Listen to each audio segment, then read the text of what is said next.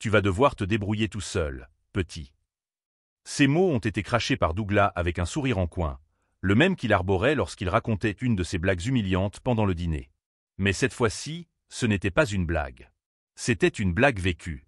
Et j'en étais le protagoniste. Le moteur du SUV rugit, les pneus engloutirent la route poussiéreuse, et en quelques secondes, je me retrouvais seul au milieu de nulle part. Vraiment seul. Une aire de repos pour camion dans un coin perdu du Montana, sans GPS, sans Internet, et avec la batterie de mon téléphone qui clignotait à 9%. Je m'appelle Liam, j'ai 29 ans, et c'est à ce moment-là que j'ai réalisé, avec une clarté effrayante, que je ne faisais pas partie de cette famille. J'étais juste une cible dans un cycle toxique qu'ils appelaient tradition. 3 jours plus tôt, je pensais encore que ce voyage était une bonne idée. Un long week-end dans la maison de campagne de la famille de ma fiancée, Jess. Elle jurait que ce serait bien pour nous tous. Que Douglas, malgré son côté provocateur, avait un cœur tendre. Que si je le connaissais mieux, je comprendrais que derrière sa dureté se cachait du respect. Que son humour acerbe n'était qu'un mécanisme de défense. Une façon de tester les autres. J'étais sur le point d'épouser Jess, alors bien sûr que je voulais essayer. Au début, l'ambiance était supportable. Des conversations légères, une remarque désobligeante ici et là. Douglas se moquait de mon métier. Graphiste, c'est ça? Donc tu peins avec ta souris, en gros. Je souriais. Je faisais semblant de ne pas être blessé. J'y étais habitué. Mais avec le temps, les provocations ont commencé à prendre de l'ampleur. Et à viser juste. Tu parles toujours aussi doucement? On dirait un vendeur dans une librairie de centre commercial. Tu as besoin d'aide pour ouvrir cette bouteille, Liam. Tu n'as pas honte de porter des baskets comme ça avec ce pantalon. Les autres riaient. Même Jess. Parfois avec un regard coupable, parfois en essayant de me faire signe avec les yeux, ne le prends pas au sérieux. Mais comment ne pas le prendre au sérieux? Les repas se transformaient en séances d'interrogatoire déguisées en blagues. Son frère, Connor, abordait des sujets sur les vrais hommes, tout en comparant ma posture à celle de quelqu'un qui vit dans un tutoriel de méditation. Sa mère, Véronica, feignait la neutralité, mais elle ne pouvait s'empêcher de sourire chaque fois que Douglas me rabaissait. Et Jess? Eh bien, elle disait que je devais être plus résilient. Que cela faisait partie du lot quand on rejoignait la famille. Nous étions déjà dans notre 2e jour de route vers l'Idaho lorsque tout a vraiment explosé. La matinée avait commencé étrangement calmement. Douglas était plus silencieux que d'habitude. Il m'a même proposé du café au petit déjeuner. Connor n'a pas dit un mot pendant les 2 premières heures du voyage. Véronica a complimenté la playlist que j'avais mise dans la voiture. C'était bizarre. J'aurais dû sentir le piège qui se préparait. Quand Douglas a annoncé qu'on allait s'arrêter pour faire le plein et se dégourdir les jambes, j'ai été soulagé. Je pensais que leur silence marquait la fin de cette mascarade. Qu'ils me donnaient peut-être un répit. Que j'avais enfin gagné un peu de respect. La station-service était de celles perdues entre le temps et le néant. 2 pompes à essence, un snack-bar poussiéreux et une enseigne aux néons clignotantes. Je suis entré pour acheter des bouteilles d'eau et un paquet de chips. Quand je suis revenu, la voiture n'était plus là. J'ai regardé autour de moi. J'ai fait le tour du bâtiment. J'ai appelé Jess à voix haute. Je me suis dit, peut-être qu'ils sont partis faire un tour, chercher quelque chose au snack d'accent grave côté. Mon téléphone tremblait dans mes mains. J'ai appelé. Rien. J'ai rappelé. Messagerie vocale. J'ai essayé le numéro de Jess. Puis celui de Connor. Véronica. Douglas. Rien. Ce n'est que lorsque le groupe familial WhatsApp a vibré que tout est devenu clair. Une vidéo, enregistrée depuis le siège arrière, les montrait tous en train de rire, Jess au volant, Douglas filmant. Voyons voir si le génie de l'art peut s'en sortir. Considère ça comme un test, Liam. La légende? Survie élémentaire. Bonne chance, champion. Ce n'était pas une blague. Ce n'était pas une plaisanterie de mauvais goût. C'était une déclaration. Il se moquait de moi. Il me considérait comme une expérience. Et pire encore, Jess était au milieu. Au volant. En train de rire. La douleur qui m'a envahi la gorge a été rapide et aiguë. Je me suis appuyé contre le mur de la station-service, le souffle court, essayant de comprendre. L'un des pompistes a regardé de loin, s'est gratté la tête, puis s'est remis à manipuler les pompes. Le monde autour de moi continuait comme si de rien n'était. Personne ne savait que je venais d'être abandonné comme un chien sur le bord de la route. L'employé du magasin de proximité, une fille maigre aux cheveux rose pâle et aux yeux enfoncés, m'a regardé de haut en bas. « Tout va bien » m'a-t-elle demandé. J'ai pris une grande inspiration. Je crois, qu'on m'a laissé là. Les mots sont sortis faiblement, presque étouffés. Elle a froncé les sourcils. Comment ça? Vraiment? J'ai acquiescé. J'ai essayé de sourire, mais je sentais seulement mon visage trembler. Vous avez quelqu'un à appeler. Je pensais à ma liste de contacts. Mes parents vivaient en Floride et ne m'avaient pas parlé depuis que j'avais décidé de quitter mon emploi à la banque pour vivre de mon article. Mes amis étaient dispersés, occupés, menant des vies qui n'incluaient pas sauver un ami abandonné au milieu du pays. Non. Personne. Elle a mordu sa lèvre inférieure. Vous pouvez attendre ici si vous voulez. Ça va bientôt se calmer. Je me suis assis par terre, adossé au réfrigérateur. La froideur de la surface contrastait avec la chaleur de la honte et de la colère qui grandissaient en moi. Je revivais chaque commentaire, chaque rire, chaque fois qu'on m'avait dit « tu es trop sensible ». C'était ça, ce qu'ils appelaient « tester ». C'était ça, l'amour. C'était ça, la famille. Ce que je ne savais pas encore, à ce moment précis, c'était que c'était le point zéro. Pas celui de mon échec, mais celui de ma reconstruction. Là, entre les bouteilles de soda périmées et la lumière fluorescente clignotante, est née la version de moi-même que je ne connaissais pas encore. Si vous avez déjà été traité comme un idiot par quelqu'un qui jurait vous aimer, ou si vous avez déjà douté de votre force simplement parce que vous avez choisi de ne pas crier, alors vous voudrez continuer à écouter cela. Et bien sûr, si cette histoire vous a captivé jusqu'ici, n'oubliez pas de vous abonner à la chaîne.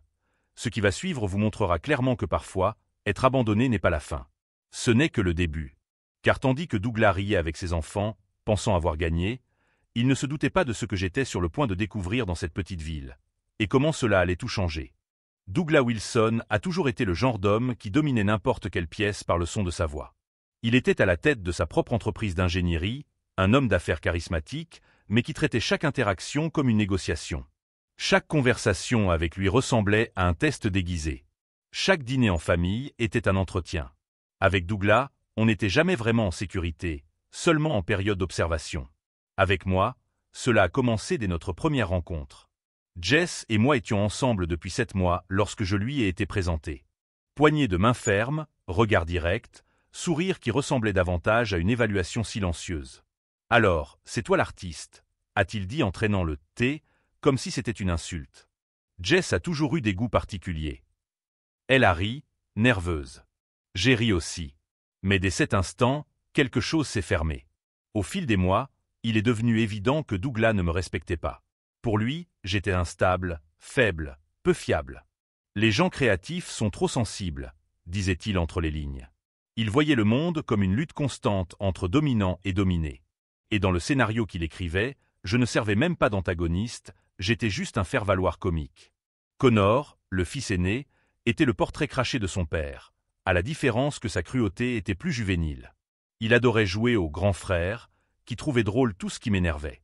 Une fois, il a mis du laxatif dans ma boisson énergisante avant une partie de jeu en famille au parc. Une autre fois, il a changé les paramètres de mon ordinateur portable en chinois et a ensuite fait semblant de ne pas savoir comment le réparer. Toujours la même excuse. Relax, mec, c'est juste pour rigoler. Véronica, la mère, était le genre de femme qui tenait la maison et la bouche fermée. Quand Douglas se moquait de moi devant les autres, elle souriait sans montrer ses dents. Elle avait ce regard de quelqu'un qui observe le chaos, mais préfère ne pas s'impliquer. Le genre de silence qui fait plus mal qu'une gifle. Jess était le maillon faible. Quand nous étions seuls, elle était douce, protectrice, aimante. Elle défendait mon travail, ma sensibilité, mes choix de vie. Mais il suffisait que ses parents soient présents pour qu'elle se transforme. Elle riait des blagues. Elle corrigeait ma posture. Et quand j'essayais de souligner le caractère toxique de leurs commentaires, elle me répondait « Tu dois apprendre à mieux les gérer. Ils sont comme ça. » Elle n'était pas méchante. Mais elle était faible à côté d'eux. Et ce matin-là, quand ils m'ont laissé derrière eux, cela m'est apparu clairement. Elle avait choisi son camp. Alors que je regardais mon reflet dans les miroirs brisés des toilettes de la station-service, les questions s'accumulaient dans ma gorge. Pourquoi? Quel genre de père abandonne son gendre dans une ville inconnue juste pour voir s'il se débrouille? Quel genre de femme conduit la voiture qui laisse l'homme qu'elle dit aimer seul sur le bord de la route? Ma tête tournait. Je ne savais pas si j'étais plus en colère contre Douglas ou déçu par Jess. Je suis retourné au magasin. L'employé, Ashley, m'a proposé un vieux chargeur d'iPhone que quelqu'un avait laissé derrière lui. J'ai allumé mon téléphone et vérifié mes messages. Aucun appel manqué. Aucune tentative de contact. Juste un nouveau message de Douglas. Tu as déjà pensé à comment tu vas expliquer ça à tes futurs petits-enfants? Votre grand-père a été abandonné dans les bois parce qu'il ne savait pas faire un feu. Ça va être un classique. J'ai effacé le message sans répondre. Parce que là, au milieu de cette ironie venimeuse, j'ai compris le vrai jeu. Douglas ne voulait pas seulement m'humilier, il voulait me modeler. Il voulait que je revienne en rampant, en reconnaissant que j'avais échoué en tant qu'homme. Il voulait une leçon à transmettre. Un exemple. Le faible qui a cédé. Mais ce n'est pas ce qu'il allait avoir. J'ai pris un bout de papier et j'ai écrit une liste de tout ce que j'avais sur moi. 36 $ en espèces. Une carte bancaire avec un peu plus de 100 $. Un téléphone portable avec 8% de batterie et aucun réseau. Une bouteille d'eau. Un paquet de chips. Et une décision. Je n'allais pas appeler. Je n'allais pas m'excuser. Je n'allais pas supplier qu'on vienne me chercher. Douglas pouvait penser qu'il avait gagné. Mais la vérité, c'était le début de la fin de son emprise sur moi. Le soleil commençait à se coucher. Ashley m'a demandé si j'avais besoin d'un endroit où dormir. Il y a une auberge à environ 10 minutes à pied, m'a-t-elle dit en griffonnant un plan sur un bout de papier. C'est en haut de cette colline. J'ai mis mon sac à dos sur mes épaules, j'ai remercié Ashley et j'ai suivi le chemin de terre battue. À chaque pas, je laissais derrière moi l'image du fiancé complaisant qui acceptait les blagues. À chaque pas, un nouveau Liam se formait. Lorsque je suis arrivé à l'auberge, une vieille maison avec une enseigne en bois et une odeur de café brûlé, j'ai rencontré la propriétaire, Margaret. Veuve, la soixantaine, elle avait des yeux qui avaient trop vu. « Vous avez l'air perdu », m'a-t-elle dit en ouvrant la porte. « Peut-être », ai-je répondu. « Ou peut-être que j'ai juste été égaré. » Elle m'a proposé la chambre la moins chère. Un lit dur, une salle de bain exiguë. Mais c'était l'endroit le plus sûr où j'avais dormi ces derniers mois. Cette nuit-là, allongé sur le dos, les yeux fixés sur le plafond jauni, j'ai fait une promesse silencieuse. Cela ne se terminerait pas dans le silence. Et quand je recommencerais, ce ne serait pas seulement pour moi. Car Douglas ne se doutait pas que la seule chose plus dangereuse qu'une personne humiliée était une personne humiliée qui avait du temps, de la motivation et du talent. Le lendemain, quelque chose s'est passé dans cette auberge qui a complètement changé le cours de mon plan. Et quand Margaret m'a présenté quelqu'un de la ville, eh bien, le jeu a commencé à basculer. Je me suis réveillé le lendemain avec le corps endolori, mais l'esprit agité. L'auberge de Margaret sentait le pain grillé et le café fraîchement moulu, et pour la première fois depuis longtemps, je me sentais dans un endroit où personne n'attendait de moi que je joue un rôle. Elle m'a accueilli dans la cuisine avec une assiette d'œufs brouillés, des toasts à peine grillés et un regard curieux. « Vous avez l'air de porter un lourd fardeau pour quelqu'un d'aussi jeune », m'a-t-elle dit sans détour. Je suis resté silencieux pendant quelques secondes. Puis j'ai hoché la tête. Peut-être. Ou peut-être ai-je simplement reçu le mauvais coup au mauvais moment. Margaret a ri doucement, presque complice. Ou au bon moment. Pendant que je mangeais, elle m'a parlé d'un de ses amis qui pourrait peut-être m'aider. Il a un atelier informatique près d'ici, mais il s'y connaît aussi en technologie, en design, dans tout ce qui est moderne. Il dit toujours qu'il manque de gens créatifs dans cette ville, qui sachent utiliser les réseaux sociaux et faire de l'art décent. Il s'appelle Nat. J'ai noté l'adresse sur un bout de papier et je m'y suis rendu en fin de matinée. L'atelier de Nat était un mélange de magasins de réparation d'appareils électroniques, de papeterie alternative et de cybercafé. C'était un homme mal rasé, d'une trentaine d'années, vêtu d'un t-shirt noir et tenant un vieil ordinateur portable dans ses mains. Lorsque je lui ai expliqué ma situation, j'ai omis les détails de mon abandon, disant simplement que je recommençais à zéro. Il a semblé sincèrement intéressé. « Vous avez un portfolio » m'a-t-il demandé.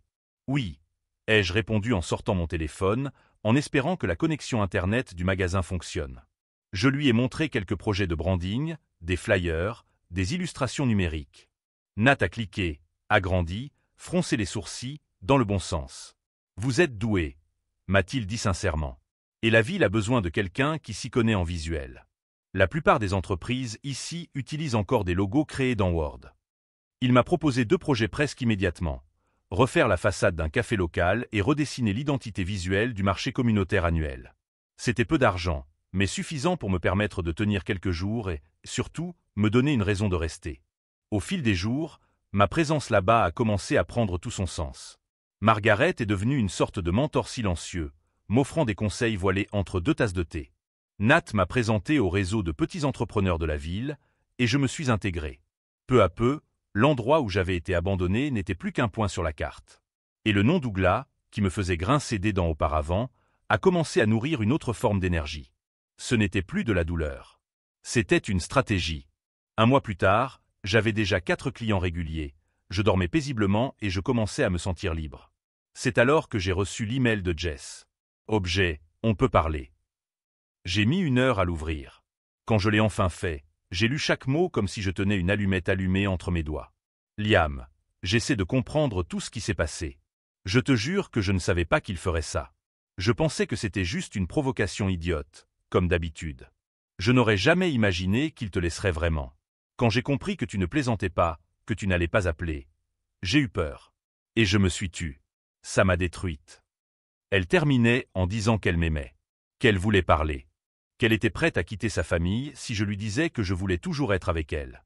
J'ai fermé mon ordinateur portable.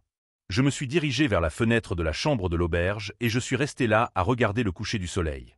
La petite ville respirait un silence confortable, presque intime. Margaret arrosait les plantes sur la terrasse. Nat m'avait envoyé un message audio 1 demi-heure plus tôt pour me demander une idée pour un nouveau projet. Et moi, j'étais en train de changer. Pour la première fois, non pas parce que quelqu'un m'y forçait, mais parce que je l'avais choisi. Je n'ai pas répondu à l'email de Jess. Pas encore. Quelque chose en moi me disait que j'avais besoin de plus. Douglas ne m'avait pas envoyé de message. Mais je savais qu'il m'observait. Un ami commun, un ancien camarade de fac, m'a envoyé une capture d'écran d'une publication de Douglas sur LinkedIn. Une photo de lui avec Connor devant l'entreprise familiale, avec la légende « Les vrais hommes prennent soin des leurs ». Les faibles? Eh bien, la vie s'occupe d'eux. J'ai lu ça plus de 10 fois. C'est là que j'ai compris que mon absence ne suffisait pas. Je ne voulais pas simplement disparaître, je voulais exposer la vérité. Montrer que ce qu'il avait essayé d'utiliser comme humiliation allait devenir le moteur de mon ascension. Qu'être abandonné au milieu de nulle part ne m'avait pas détruite, mais m'avait forgée. Douglas se nourrissait de contrôle, de récits. Il utilisait les mots comme des leviers, les blagues comme des armes et le silence comme une tranchée. Et maintenant, il devait comprendre que son histoire n'était pas la seule version des faits. La semaine suivante, j'ai parlé à Nat d'un projet personnel. Une plateforme qui mélangerait design et narration.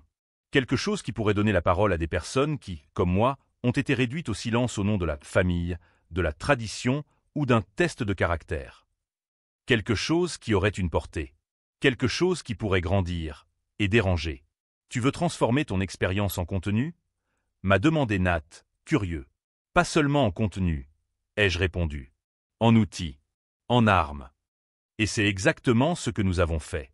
Mais le véritable point de non-retour s'est produit un après-midi pluvieux, lorsque j'ai reçu un appel inattendu. Margaret a répondu à la réception et m'a transmis le message. Il y a un homme dans le salon qui vous demande. Je suis descendu. Douglas était là, assis, les jambes croisées. Il m'a regardé comme si de rien n'était. Nous devons parler. Et c'est là, les yeux fixés sur les siens et le passé palpable entre nous, que j'ai compris. Le plus dur restait à venir. Mais désormais, j'avais l'avantage. Douglas ne s'est pas excusé. Il n'y a pas eu de « j'ai fait une erreur », encore moins de « je regrette ».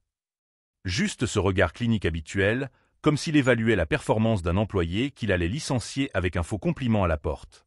Quand je l'ai regardé, debout à la réception de l'auberge, il a ouvert les bras avec un sourire neutre, comme si rien ne s'était passé. « Tu as survécu.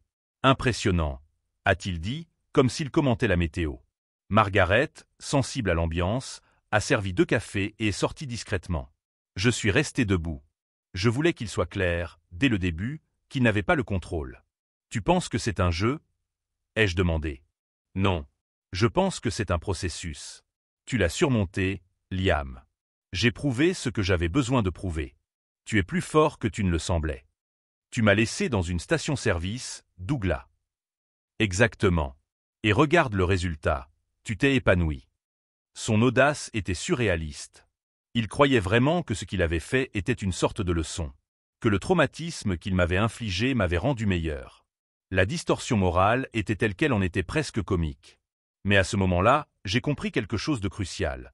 Douglas avait besoin de se convaincre qu'il avait toujours le dessus, que son « jeu » avait un but. Il avait besoin d'y croire pour justifier la culpabilité qu'il essayait probablement de balayer sous le tapis avec son cynisme habituel. Et je l'ai laissé faire. Je l'ai laissé parler. Je l'ai laissé s'enfoncer dans ses propres récits, car chaque mot qu'il prononçait ne faisait que valider la stratégie que je construisais depuis des semaines. Après son départ, sans aucun progrès réel, juste avec son ego gonflé, je suis retourné dans ma chambre d'hôtel et je me suis assis à mon bureau. J'ai ouvert mon cahier, où j'avais griffonné mon plan, projet contre récit. Tout avait commencé par une conversation avec Nat, quelques semaines auparavant. Alors que nous buvions un café sur la terrasse de son atelier, je lui avais parlé de la nécessité de raconter mon histoire, mais pas seulement la mienne. Celle de tant d'autres qui, comme moi, avaient été ridiculisés, rendus invisibles au sein de structures familiales abusives déguisées en tradition. « Tu veux créer un blog » m'avait-il demandé, un peu sceptique. Non. Je veux créer une plateforme. Un espace sûr. Quelque chose qui permette aux gens de transformer leur douleur en récit, et leur récit en force. Nat aimait les défis. Avec un simple serveur, nous avons mis en place la base du site. Je l'ai appelé Fio Cortado, fil coupé. Un espace anonyme pour partager des histoires d'abandon, d'humiliation familiale, de mépris émotionnel. Des histoires comme la mienne. Mais aussi d'autres voix. J'ai publié le premier article sous le nom de « Elle ». C'était mon récit, sous forme de chronique, avec des noms changés, des lieux modifiés, mais avec toute l'émotion intacte. L'histoire d'un homme abandonné par sa belle famille, qui a décidé de ne pas revenir. Pas pour se venger, mais pour se reconstruire. En moins d'une semaine, nous avons reçu les premiers témoignages. Des femmes déshéritées pour avoir enfreint les normes. Des hommes humiliés par leurs parents et beaux-parents qui considéraient la sensibilité comme une faiblesse. Des jeunes LGBTQ plus rejetés par leur famille. Le site a grandi plus vite que prévu. La presse locale l'a remarqué. Puis, une chaîne YouTube a réalisé une vidéo sur Fio Cortado. Lorsque l'article a été publié sur un blog progressiste comptant plus de 100 000 lecteurs par mois, le site a explosé. Douglas s'en est rendu compte. D'abord, il y a eu le silence. Puis, la contre-attaque. Jess m'a envoyé un message. « C'est toi qui es derrière ce site, n'est-ce pas ?» Je l'ai ignoré. 2 jours plus tard, Nat a reçu un courrier officiel d'un cabinet d'avocats. Demande de retrait de contenu diffamatoire, sous peine de poursuite judiciaire. Aucun nom n'était mentionné, mais l'accusation était claire. Douglas a senti le coup venir. Ce qu'il ne savait pas, c'est que nous étions prêts. Tous les témoignages publiés avaient été consentis. Aucune identité réelle n'était révélée. Et moi, j'avais des preuves. Des captures d'écran, des enregistrements audio, des vidéos. Des commentaires sexistes, des propos injurieux, des propos violents déguisés en blagues, tout était documenté. Pas par vengeance, mais par précaution. Et maintenant, cela nous servirait de bouclier et d'arme s'il décidait d'aller plus loin. Alors que Fio Cortado se consolidait en tant que réseau de soutien, j'ai gagné en importance au sein de la communauté locale. J'ai commencé à donner des ateliers de design accessibles aux petits commerçants. J'ai aidé Margaret à repenser l'identité de son gîte. Le nouveau logo a même été mis en avant dans un blog régional sur le tourisme. Peu à peu, mon histoire a cessé d'être une douleur à vif pour devenir un parcours admiré. Et puis Jess a appelé. Je n'ai pas répondu. Elle a laissé un message vocal. « Liam, je sais que mon père t'a fait du mal. Mais toi aussi, tu me fais du mal maintenant. Je t'aimais. Je t'aime toujours. Je ne savais juste pas comment agir. J'étais prisonnière. » À une époque, ces mots m'auraient détruit. Mais aujourd'hui, ils ne faisaient que confirmer qu'elle n'avait jamais réussi à sortir du cercle vicieux. Et que j'avais enfin réussi à m'en échapper. Douglas, en revanche, ne supportait pas de perdre son pouvoir. Il publiait des messages passifs-agressifs sur LinkedIn, faisait des commentaires voilés lors des réunions d'entreprise, tentait de contrôler le discours. Il disait que les réseaux sociaux remplissaient la tête des gens de mensonges. Mais il suffisait de lire un paragraphe de Fio Cortado pour comprendre qu'il ne s'agissait pas de fiction. Seulement de courage. Et au milieu de tout cela, quelque chose d'inattendu s'est produit. J'ai été invité à prendre la parole lors d'une conférence nationale sur les réseaux de soutien émotionnel et le design engagé. L'organisatrice a découvert mon travail grâce au site web. J'ai accepté. J'ai créé une présentation qui mêlait art et témoignage. Et là, pour la première fois, j'ai raconté mon histoire publiquement. Avec mon nom. Liam Bennett, designer et fondateur du réseau Fio Cortado. Ce fut libérateur. Une rupture définitive. Une ligne tracée dans le sol entre l'homme que j'étais et celui que je devenais. Ce soir-là, de retour à l'auberge, Nat m'a montré le nombre de visites sur le site. Plus de 600 000 en 2 mois. Margaret m'a apporté un gâteau pour fêter ça. Et je me suis assis sur la terrasse, seul, à regarder le ciel nocturne de la ville qui m'avait accueilli. Douglas pensait avoir gagné le jour où il m'avait laissé à la station-service. Qu'il m'avait brisé. Qu'il m'avait testé et que je me tairais. Mais ce qu'il n'avait pas compris, c'est qu'en essayant de me faire taire, il m'avait poussé sur scène. En essayant de me ridiculiser, il m'avait donné un micro. Et maintenant, c'était à moi de parler. Mais ce qui s'est passé lors du dîner de son entreprise a tout changé, et a accéléré la fin que je n'avais plus besoin d'orchestrer. Il s'est creusé sa propre tombe. Il ne restait plus qu'à observer sa chute. L'invitation était rédigée avec tout le vernis d'un événement d'entreprise impeccable. Police soignée, couleurs institutionnelles, langage soigneusement poli. Wilson et Philo Angenaria vous invitent à son dîner annuel de célébration. Je savais que c'était l'œuvre de Douglas. Pas à cause du design. Quelqu'un s'en chargeait clairement pour lui, mais à cause du sous-entendu. Il y avait là une tentative évidente de reconstruire le récit. Ignorer le scandale, effacer la cicatrice publique et faire comme si tout se passait comme prévu. Une élégance forcée. Du contrôle. Sa signature dans chaque pixel. La différence, c'est que maintenant, je n'avais plus peur. J'ai confirmé ma présence. Mais avant cela, j'ai passé quelques coups de fil.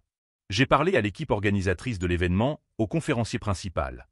Un cadre que j'avais rencontré lors de la conférence où j'avais raconté mon histoire. Et, avec tact et sincérité, j'ai demandé un bref espace de parole. Un discours de clôture. Pas par vengeance, mais pour témoigner. Il a accepté. Il ne connaissait pas l'histoire, mais il savait l'impact qu'avait eu Fio Cortado. Je voulais quelque chose qui inspire. Je ne savais pas encore ce que j'allais livrer. Je suis arrivé à l'événement en avance. La salle était bondée. Des tables ornées de fleurs blanches, des serveurs distribuant des verres de vin, de la musique instrumentale en fond sonore. Les invités, des entrepreneurs, des partenaires, des politiciens locaux, circulaient entre eux comme si rien ne pouvait affecter cette bulle de stabilité. Je portais un blazer bleu marine que Nat m'avait prêté. Des chaussures en cuir discrète. Les cheveux bien coiffés. L'apparence de quelqu'un qui avait enfin trouvé sa place. Douglas m'a vu de loin. Et, pendant un instant, il a hésité. Son sourire protocolaire est rapidement apparu, mais ses yeux ont trahi sa surprise. Ou peut-être son malaise. « Liam », dit-il en me tendant la main. « Je suis ravi que vous soyez venu. »« Bien sûr. Je n'aurais manqué ça pour rien au monde, » répondis-je. Je lui serrai la main par politesse, puis m'éloignai avant qu'il ne puisse engager la conversation. Jess se tenait plus en retrait, à côté de Connor. Elle me lança un regard difficile à déchiffrer. Un mélange de regret et de nostalgie. Je me contentai de lui faire un signe de la main. Le dîner s'est déroulé selon le protocole. Entrée légère, plat principal trop élaboré pour avoir du goût, dessert oubliable. Le vin, excellent, bien sûr. Puis les discours.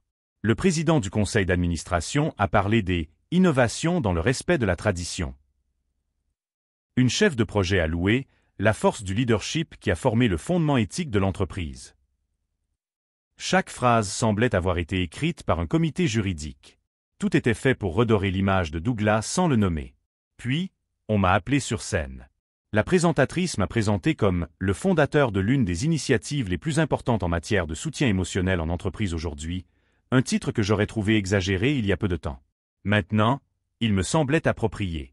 Je suis monté calmement. La lumière ne m'éblouissait plus. Je voyais les visages. Et ils me voyaient. « Bonsoir », ai-je commencé. « Je m'appelle Liam Bennett. Je suis designer, consultant créatif et fondateur de la plateforme Fio Cortado. Et avant toute chose, je suis quelqu'un qui a appris de la manière la plus douloureuse et la plus transformatrice ce que signifie être réduit au silence, ridiculisé, rejeté. Le silence s'est immédiatement installé. Il y a quelque temps, j'ai été abandonné. Littéralement. Dans un état inconnu. Sans moyen de transport. Sans avertissement. Sans personne. Une situation qui serait comique, si elle n'était pas traumatisante. Ils ont appelé cela un « test ». Une « blague ». Une « leçon de vie ». Mais ce n'était pas le cas. C'était de la maltraitance. Quelqu'un a toussé. Un verre a teinté. Cette expérience m'a poussé à créer un espace où d'autres personnes pourraient raconter des histoires similaires. Des histoires de violence émotionnelle déguisées en tradition. De farces familiales, qui sont en réalité des mécanismes de contrôle et d'humiliation. Des histoires comme la mienne. Et celles de milliers d'autres. J'ai projeté une diapositive avec le logo de Fio Cortado. Aujourd'hui, ce projet compte plus de 600 000 visites. Nous recevons des témoignages de tous les États du pays. Et tous disent, d'une manière ou d'une autre, je pensais que c'était seulement moi. Je me suis arrêté. J'ai regardé la salle. Le malaise était palpable. Douglas était immobile. Connor regardait son téléphone portable. Jess avait les yeux fixés sur moi, comme si elle essayait d'absorber chaque mot. Et c'est pour cela que je suis ici.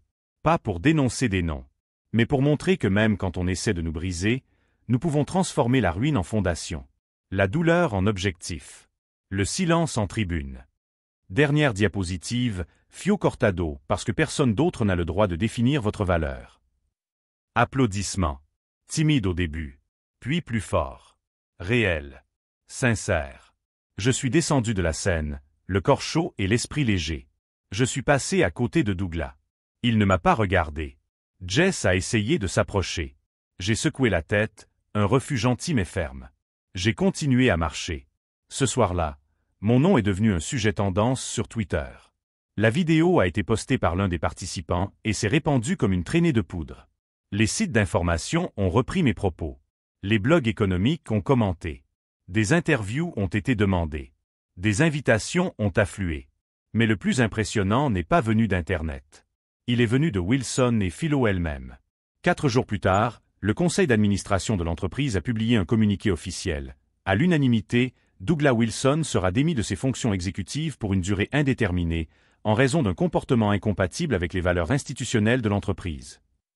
Il est tombé. Pas à cause de mon action directe. Mais parce que, finalement, le masque ne pouvait plus cacher le personnage. Jess m'a envoyé un dernier email. Tu as été plus courageux que je n'aurais jamais pu l'être. J'espère que tu trouveras tout ce que tu mérites. J'essaie de recommencer à zéro. J'ai lu. Mais je n'ai pas répondu. Parce qu'à ce moment-là, j'ai compris, il ne s'agissait plus de Douglas, ni d'elle. Il s'agissait de moi. De la personne que j'avais choisi de devenir alors que tout semblait voué à l'échec.